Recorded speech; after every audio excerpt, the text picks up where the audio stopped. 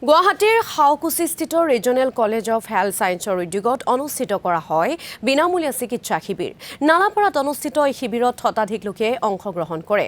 ৰক্তচাপ, মধুমেহ লগতে হিমোগ্লোবিনকে ধৰি কেইবাটাও পৰীক্ষা বিনামূলীয়াকৈ কৰা হয় এই শিবিৰত।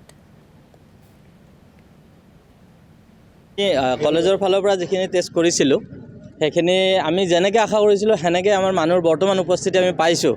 এতিয়ালৈকে প্ৰায় 110, 105 তেনেকুৱা 100+ আৰু এতিয়ালৈকে হৈছে। আৰু আমি আশা কৰিছোঁ আৰু পিছৰ যিখিনি সময় আছে ইয়াতে আৰু 100-150 মানুহ আমি পাম। কাৰণ আমাৰ যিহেতু অনুষ্ঠানটো ইয়াতে নতুন ছেটআপ আমি লৈছোঁ আগৰ পুৰণি ছেটআপটো এৰি, তো ইয়াতে আমি যিটো ভাৱেৰে আমি এই অনুষ্ঠানটো আৰম্ভ কৰিছিলোঁ সেনেকৈ আমি সঁহাৰি পাইছোঁ। ৰিজনেল কলেজ অফ হেল্থ ছায়েন্সে প্ৰতি বছৰৰ দৰে আমি হেল্থ কেম্প যিধৰণে পাতি আহোঁ, আজি নতুন আমাৰ এইটো প্ৰিমাইছত হেল্থ কেম্প এটাৰে আমি আৰম্ভ কৰিছোঁ। এইটো হেল্থ কেম্পত আমাৰ ওচৰৰ যিখিনি নাগৰিক আছে তেখেতসকলৰ ফ্ৰী ব্লাড প্ৰেছাৰ, হিমোগ্লোবিন আৰু ব্লাড চুগাৰ আমি ইয়াতে টেষ্ট কৰিবলৈ ওলাইছোঁ। এইখিনি আমাৰ আমাৰ নিজৰে ছাত্ৰ ছাত্ৰীখিনি যিখিনি এতিয়ালৈকে আমাৰ ইয়াতে শিক্ষা গ্ৰহণ কৰিছে তেওঁলোকে এই ফ্ৰী হেল্থ